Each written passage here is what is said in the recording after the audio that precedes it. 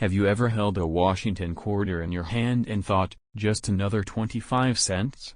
What if I told you that one specific 1980 Washington quarter, a coin that probably passed through countless vending machines, sold for over $1 million at auction? Yes, you heard that right. A single quarter from 1980, the year The Empire Strikes Back ruled the box office and Pac-Man was unleashed on the world, just changed someone's life forever. While most people keep scrolling past their change without a second thought, a few lucky individuals have turned their pocket change into pure gold. The only difference? Knowledge. And by the end of this video, you'll know exactly what to look for, how to check your own quarters, and what makes the 1980 quarter so incredibly valuable to elite collectors. Let's rewind the tape to 1980. The U.S. Mint in Philadelphia, Denver, and San Francisco struck millions of quarters featuring the iconic image of George Washington on the obverse. At first glance, the 1980 quarter looks just like any other. It's not silver, not rare by mintage, and certainly not flashy. So why didn't one version of it break records and sell for more than most people's retirement accounts? Here's the twist, it wasn't about what it looked like. It was about what went wrong during its creation. The most valuable 1980 Washington quarter wasn't struck in silver, wasn't gold-plated, and didn't belong to a special collector's set. Instead, it was struck on the wrong planchet, a rare mint error that caused the coin to be created using metal meant for another denomination. In this case, experts believe it was struck on a Susan B. Anthony dollar planchet, giving it a unique appearance, slightly larger diameter, and completely unexpected composition. Combine that mistake with the fact that the coin remained in near-perfect condition, graded MS68 by PCGS, and you've got a recipe for a once-in-a-generation treasure. When it went up for auction at Heritage Auctions, collectors knew this was no ordinary coin. The final sale price? $1,085,000. Yes. One quarter. Over $1 million. Let that sink in for a second. You could be holding that coin in your change jar, in your glove box, or buried in an old sock drawer. And the best part? You don't need to be a seasoned collector to find it, you just need to know what to look for. First, check the mint mark. The most valuable 1980 quarters were minted in Philadelphia, meaning you might see no mint mark at all, common for the era. But the magic isn't in the mark. It's in the error. Flip the coin under good lighting. Look at the size and weight. A standard 1980 quarter weighs 5.67 grams. But if yours feels heavier or lighter, or if the edges look different, smoother, or with fewer ridges, you might be holding a planchet error. Next, look for striking issues, double-die obvious errors, off-center designs, or visible doubling in the words Liberty or In God We Trust. Even a slight doubling on George Washington's face could mean the difference between 25 cents and a $25,000 payout. But here is where most people blow it, they don't get the coin graded. A rare coin with a valuable error is meaningless without professional authentication. Services like PCGS or NGC can certify the coin's error and assign it a grade. That grade is everything. It's what separates a lucky find from a 6- or 7-figure payday. And don't forget, never clean your coin. Not even a gentle rub with a cloth. Cleaning can instantly destroy its surface, and with it, the value. Now, let's talk about the collectors. Elite numismatists, the big players in the coin world, aren't just looking for rare coins. They're chasing stories, errors, and perfection. And when a 1980 quarter with an impossible error shows up in mint state condition, they'll pay anything to own it. This isn't just coin collecting anymore. It's high-stakes investment. And while some people dream about winning the lottery, others are already cashing in on forgotten quarters tucked away in old drawers. The only difference between them and you? They knew what to look for. Now so do you. So what's your next move? Grab a scale. Get a magnifying glass. Dig through those coins you've been ignoring for years. Look for that 1980 Washington quarter, especially those with odd weight, odd color, strange metal, or suspicious doubling. And if something looks off, don't dismiss it. That flawed coin might just be your million-dollar opportunity. But here's what makes the 1980 quarter even more fascinating. Most people never gave it a second glance.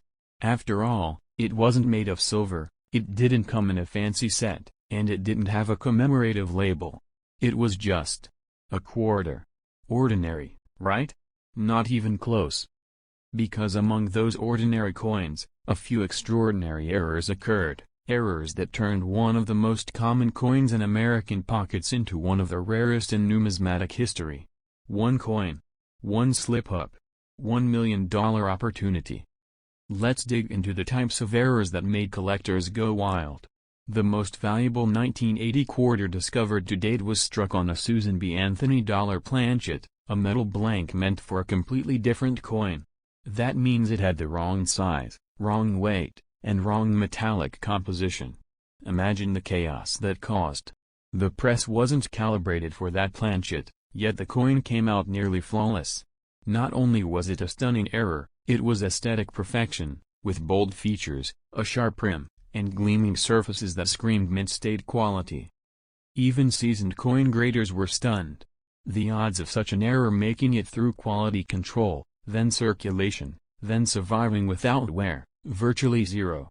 That's what made it so valuable. That's why collectors didn't blink when bidding soared past $1 million. But it's not just the Susan B. Anthony planchet you should look for. Off-center strikes, broad strikes, clipped planchets, and especially double-die obvious errors are all confirmed from the 1980 quarter run. Each of these can raise the value of your coin from cents to thousands of dollars. Take a broad strike, for example. If your coin appears slightly wider than usual, or the reeded edges are missing, it could be a broad strike. That alone, if uncirculated, can make your quarter worth hundreds to thousands of dollars. Now think about this, even circulated versions with rare errors have sold for 4 and 5 figures. That means even a quarter that's been through a few pockets might still be worth enough to pay your bills for a month, or more. The secret is condition, yes, but also rarity and collector demand. Right now, the coin market is red hot. With inflation and economic uncertainty, investors are looking at tangible assets, and rare coins are becoming prized collectibles, and even part of investment portfolios. And 1980? That's a sweet spot. Not too old to be unattainable. Not too new to be boring. It's recent enough that millions of these coins still exist, but rare enough that true mint errors are now commanding jaw-dropping prices. So let me ask you, when was the last time you actually checked your quarters? Not just glanced at them, but weighed them, inspected their edges, checked for doubling or off-center features? Because every week, someone else finds one. A misprint, an odd strike, a wrong metal. And while they're mailing it off for grading, researching auction sites, and fielding 5-figure offers, the rest of the world is still using quarters for parking meters. You don't need to be a numismatist. You just need curiosity and a bit of patience. A scale, a magnifying glass, good lighting, and maybe a cup of coffee and an hour of your time. And let's not forget, the US Mint isn't perfect. Despite their massive quality control systems, coins like this still get through. It's not about if there's another 1980 planchet error out there. It's about who will find it first. That person could be you. The next coin show could feature your quarter. The next auction record could have your name behind it. You just have to start looking. Coin collecting isn't just a hobby anymore. It's a hunt. A puzzle. A test of observation. And for those who succeed, it's also a source of serious financial reward. This isn't about luck, it's about knowledge and timing. Because that rare 1980 quarter wasn't just found by chance. It was recognized. And that's the difference. Anyone can find a coin. But only those who know what to look for can turn it into treasure. Don't underestimate that handful of change. Your next visit to the bank, your next look through an old coin jar, your next trip to a flea market, that could be the moment your life changes. So here's what to do next. Pull out every 1980 quarter you can find. Look at the date. Weigh it. Flip it under bright light. If anything looks odd, metal color, size, edges, letters, set it aside. That might be your $1 million mistake. And once you have it, send it to PCGS or NGC. Don't delay. The longer you wait, the more prices shift. Timing is everything in collectibles, and right now, rare quarters are having a moment. You've just heard the story of a humble coin turned into a 7-figure legend. Now, it's your turn. Are you going to be the next person who uncovers hidden wealth in a simple piece of pocket change? Because this isn't just about a coin. It's about what it represents: opportunity, awareness, and action. What others overlook, you now understand. Because right now, someone else is. And while they're pulling in a 6-figure check from a quarter they found in their grandfather's attic, you might still be sitting on your treasure, completely unaware. The 1980 quarter has already made someone a millionaire.